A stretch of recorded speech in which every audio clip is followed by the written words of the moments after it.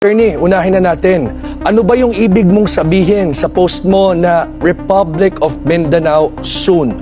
Nakakakilabot na talaga ang kabubuhan at kahibangan ng mga DDS na nagtutulak ng Mindanao Secession, kabilang na itong bagong pasado daw sa bar na sobrang ambisyosong tumakbo sa Senado sa ilalim ng DDS ticket.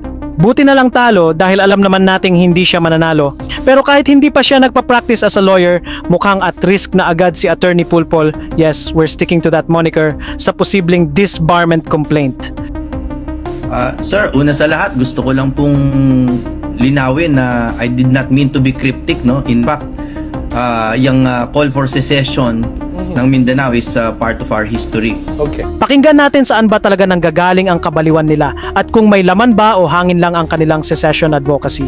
Ayon kay Attorney Pulpol, part of history daw ang call for secession at hindi raw cryptic ang kanyang post. O parang tokhang at EJK lang ni Duterte na part of history. Di po ba? Ganyan ba, Attorney? Newsflash, calling it history doesn't make your lunacy any more intellectual.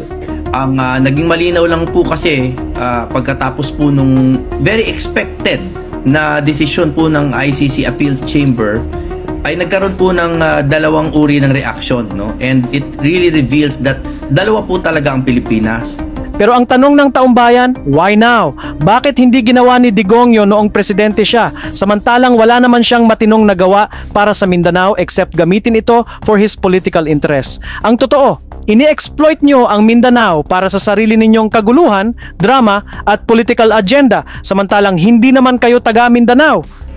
At para sa akin, it is these kinds of developments in our laws and in our history that keeps pushing us apart. The real people of Mindanao are tired of conflict. Ayaw na nilang gawing political football ang kanilang rehiyon para sa kapritso ng DDS kulto.